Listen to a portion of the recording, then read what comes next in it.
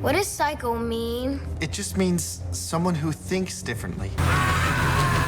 Manhunt 2 has the unique distinction of being probably one of the weirdest games ever made by Rockstar. Aside from the story and subject matter, even the development of the game was all kinds of messed up. The first studio to work on it got shut down halfway through development, and it got shifted to another studio. Then the game got banned in practically every country on Earth, and they had to delay it to make edits and censor the game. Then an earlier build of the game got leaked a month before release by a disgruntled Sony employee. One of the developers even got stabbed in the hand with a pen by another developer. Add all of this together, and it's no wonder why the actual game feels so strange at times. I first played it when I was like 13, and I didn't think it was bad back then. Although for a Rockstar game, it probably could have been better. I think the soundtrack and audio design are genuinely well done and easily the most 10 out of 10 aspect with the game. Craig Connor did an amazing job with it, and it stands out among the less than stellar aspects of the game. The entire thing otherwise felt like a straight-to-DVD slasher sequel. Depending on how you look at that, that's either not good or really awesome. I played through it again recently, and you know what? It's not horrible. Definitely not the worst game I've played, even though at one point I might have thought it was the worst Rockstar game. I probably mentioned that in a video before, but you know what? I take that back. Definitely not the case now that we have the definitive edition. But nowadays, I'd say it's maybe worth a playthrough once for Halloween, especially if you're a fan of either cheap slasher movies or Rockstar games. I'll say this though, the plot felt like a swing and a miss at times. While it's a departure from the snuff movie ring of the first game, they ended up going with the topic of illegal human experimentation, and they were clearly influenced by the story behind the real-life Project MKUltra, which was a project run by the CIA during the Cold War to develop ways to brainwash or otherwise psychologically torture people. Some of the reasoning behind this was to gather intelligence through new methods of interrogation. Another reason, even according to the CIA themselves, was to create assassins. This project would have obviously been unknown to the general public for the longest time, but the information began to be declassified in the 2000s. In Manhunt 2, no official government agency is named, although the project is known simply and rather generically as the Project. Also sometimes referred to as the Pickman Project for its head scientist, Dr. Pickman. And you play as Dr. Daniel Lamb, a scientist working under Dr. Pickman who volunteered to be experimented on. Clearly the results were not satisfactory, and he was locked away in an insane asylum until a riot allowed him to escape the facility and slowly piece together his past, while evading all manner of enemies with the help of a guy he escaped with called Leo Casper. Oh, and spoiler alert, if you've never played this game in the 16 years that it's been out, he's got a friendly ghost talking to him the entire time. The big twist was supposed to be that your buddy throughout the game, Leo, isn't actually there, and that he's actually a former government agent whose personality was implanted into Danny's brain. So Danny thinks it's another person there when really he's just talking to himself, and I guess it's kind of like the movie Fight Club. But the twist is kind of obvious from the start. I mean, the guy just runs off after the first cutscene and gets way ahead of you, and then 2 seconds later he's in your ear talking to you clearly, like if he was standing right next to you. I'll scout ahead, Danny. Get your head straight and follow me. Head straight, follow you. That's it, Danny. Listen to me, and I'll get us out of here.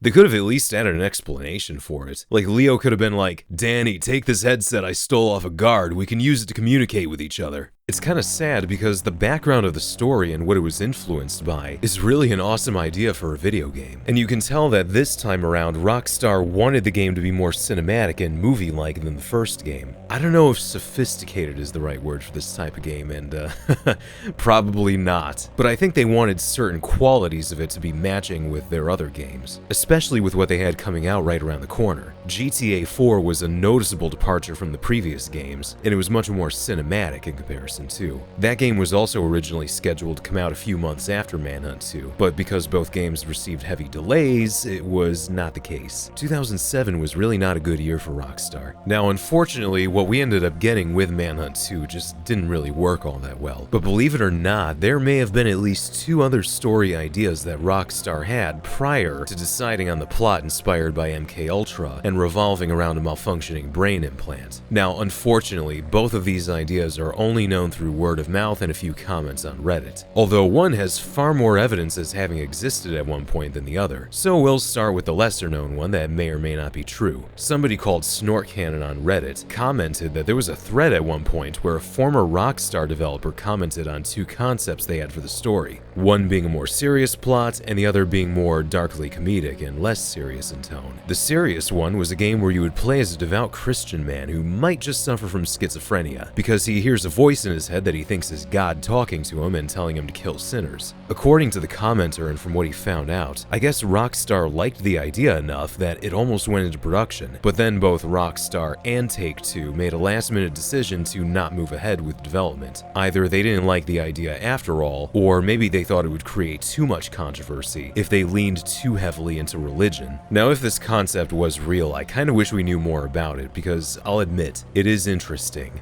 Definitely would have been a controversial game though. Although if it was legit, I wouldn't be surprised if the name of the protagonist, Daniel Lamb, originated from this. In Christianity, the lamb is a symbol of both suffering and strength. Jesus himself is sometimes referred to as the Lamb of God, in that he was sacrificed for our sins. Now, I'll stop before this video turns into a dissection of biblical passages and my channel just shifts over to being an analysis of various religions of the world, but I just wanted to point that out that maybe it's a bit possible that, given that one of the original concepts for Manhunt 2 might have been a religion-themed concept, this might have been where they got the name of the guy you play as. And remember, that's the one that was supposed to be a bit more serious. The second idea was meant to be much less serious. Because how serious can you really get when they came up with the idea of playing as a serial killer who has an evil puppet ordering him to kill people? That was the other idea Rockstar had in mind for Manhunt 2. According to the guy on Reddit, the developers said that the game would have been more of a dark comedy, and something influenced by Tales from the Crypt. I'm guessing this puppet would have been making snide remarks like the Crypt Keeper every time you offed somebody. He basically would have been the replacement of Starkweather. Now, this might sound more ridiculous than the other idea, but this one was for sure being worked on. Stephen Walsh, a designer who used to work for Rockstar, uploaded a few early designs he made for Manhunt 2 on his website, including a very early menu concept.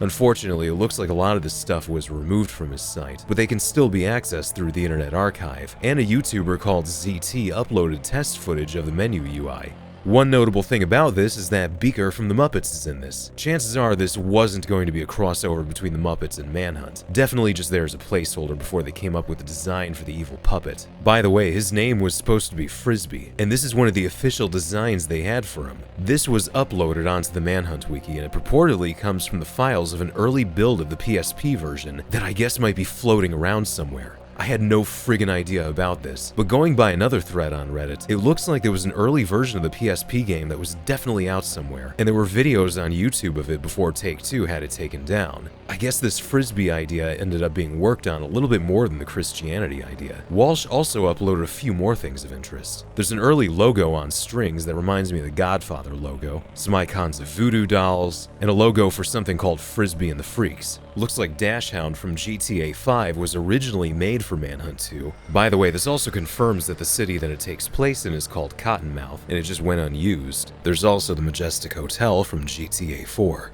The Voodoo Dolls and Frisbee logos actually appear in the game in the mission Broadcast Interrupted. Inside the TV station, there's a studio with a set for a kids' TV show. It looks like they changed the name Frisbee and the Freaks to Frankie and the Freaks, but otherwise it's the same logo and doll icons. I also have a feeling that this TV studio in Broadcast Interrupted was going to play a larger role in the evil puppet version of Manhunt 2. This is just my speculation, but along with some of Walsh's designs, there's a bunch of logos and ads for MKTV. The early menu design also has film reels and canisters and an 8mm camera. Strangely enough, there's also a book cover with the logo of the project on it. Going by that and how the TV station has the name MKTV, I'm gonna guess that the puppet story was still gonna have elements of the final story within it. The MK Ultra influence and CIA mind control story were likely still there, but instead of a rogue government agent in the guy's head, I guess it was gonna be a puppet from a TV show telling him what to do. So chances are TVMK was gonna be a TV station brainwashing people. Maybe the guy worked for the station as a puppeteer and accidentally got brainwashed himself or something. I don't know. It's a guess. It actually looks like they retained some of the mission environments from this version of the game into the final version. You start off in an asylum, then from there you move on to a neighborhood, then you're in an old house, and then you're in a nightclub. Which leads me to believe that the story probably took a similar path throughout, with some changes in dialogue where needed. That, or maybe they just came up with the environments before coming up with a story and then just worked it around them. Either way, there definitely would have been a change in tone by the time they began working on the cutscenes and whatnot. The game actually does have a few funny moments, but I think it's more unintentionally funny. I said wake up! Judy? Fucking kill you, you psycho piece of shit! Danny, listen, it's a manhunt.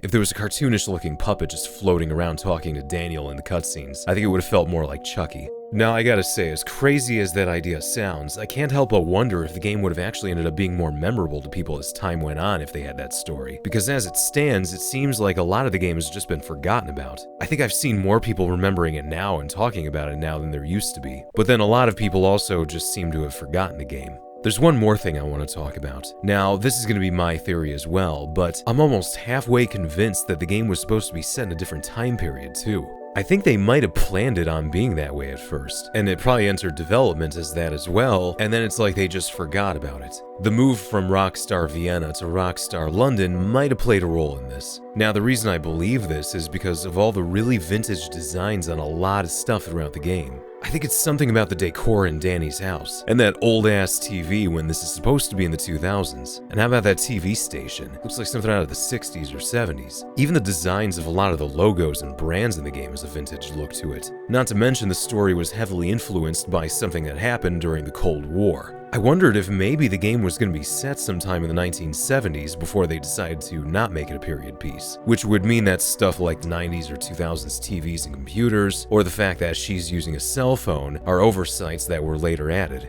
Or maybe when it got shifted from Vienna to London, the original studio might have had their own ideas for the setting, and then the new studio just didn't care and figured they would rather just finish up the game and get it out before GTA 4. Or maybe they weren't going to set it in the past and they just decided that the vintage looking stuff adds to the creepy atmosphere, like something out of a 70s or 80s slasher flick. Either way you look at it, the game still changed quite a lot from what they originally had in mind, and I still think that either of the concepts they went with could have been really good. And the story idea that they settled on wasn't a bad one either. It was a great idea, but it was poorly executed in a lot of ways. Now, what do you think of the original story concepts? Would you have rather seen the voice of God or puppet idea over Leo Casper, or do you like the story we ended up getting? And do you think the game was also going to be set in another time period originally, or do you think that could just be a design aesthetic that they went with? Let me know your thoughts, and thank you for watching.